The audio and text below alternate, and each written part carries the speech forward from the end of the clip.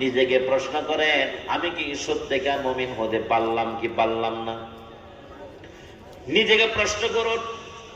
নিজের উত্তরে নিজেকে প্রশ্ন করলেই সুন্দর একটা উত্তর চলে আসবে, ঠিক কিনা বলেন? নিজেকে প্রশ্ন করুন, আমি সত্যিকার মুমিন হতে পারলাম কিনা? এই দুনিয়া কিছুই নাই, দুনিয়া থাকবে না। আজকে বাহাদুরি থাকবে না, সব কিছু শেষ হয়ে যাবে।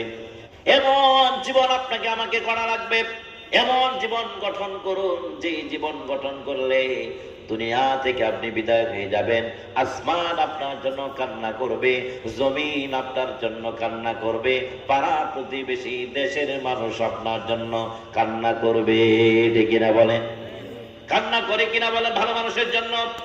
আবার চোর, বাটপার, সন্ত্রাস এরকম লোক যখন দুনিয়া থেকে বিদায় নিয়ে নেয়, তখন মানুষেরা বলে শয়তান মরছে আলহামদুলিল্লাহ।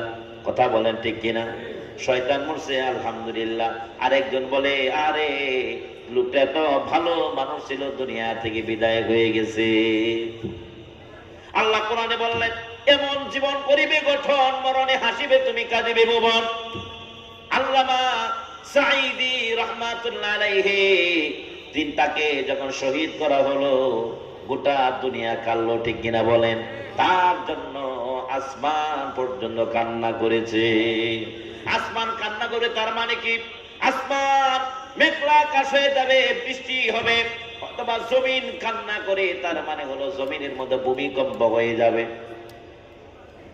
ভালো মানুষ আল্লামা আহমদ শফী রহমাতুল্লাহ আলাইহি, জুনায়েদ বাবু নগরী রহমাতুল্লাহ আলাইহি, আল্লাহর উবাইদুল হক সাহেব রহমাতুল্লাহ আলাইহি, তিনি যেদিন মারা যান, মারা যাওয়ার সাথে সাথে প্রচন্ড রৌদ্র ছিল, মারা যাওয়ার সাথে সাথে বৃষ্টি শুরু হতে লাগলো।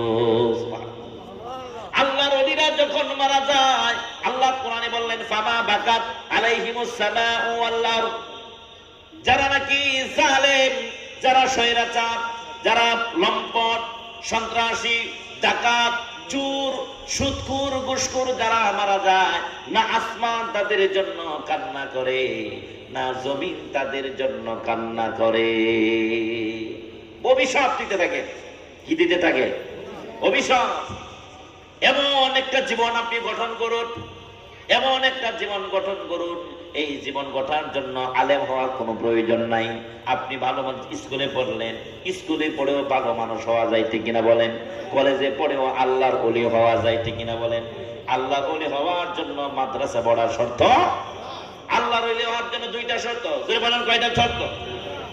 আল্লাহ কোরআনে বললেন, আলা ইন্না আউলিয়া আল্লাহি লা খাউফুন আলাইহিম ওয়ালা হুম ইয়াহজানুন আল্লাযীনা আমানু ওয়া কানু ইয়াত্তাকুন।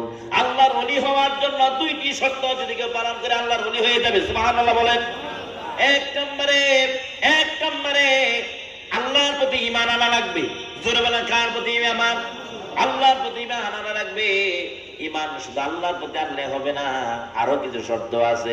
আমানতু বিল্লাহি ওয়া মালাইকাতিহি ওয়া কুতুবিহি ওয়া রাসূলিহি ওয়াল ইয়াউমিল আখিরি ওয়াল কদরি খাইরিহি ওয়া শাররিহি মিনাল্লাহি তাআলা ওয়াল বা'থি বা'দাল মাউত। সাতটি বিষয়ের উপর ঈমান আনলে তাকে বলে আল্লাহর প্রতি ঈমান। কয়টা? সাতটা বিষয়ের উপর যদি কেউ ঈমান আনে, তাহলে তাকে বলা হবে মুমিন। একটা যদি অবিশ্বাস করে, সে হলো কাফির। সাতটি বিষয়ের ঈমান আনলে, আল্লাহ রাব্বুল আলামিনের প্রতি ঈমান আনলে। আর দুই নম্বরে হলো ওয়া কানু ইয়াত্তাকুন। আর তাকওয়ার নীতি যদি কেউ অবলম্বন করে, তাকওয়া মানে সকল গুনাহ থেকে নিজেকে বাঁচিয়ে রাখলো, আল্লাহর প্রতি ঈমান আনলো, সকল গুনাহ থেকে নিজেকে বাঁচিয়ে রাখলো।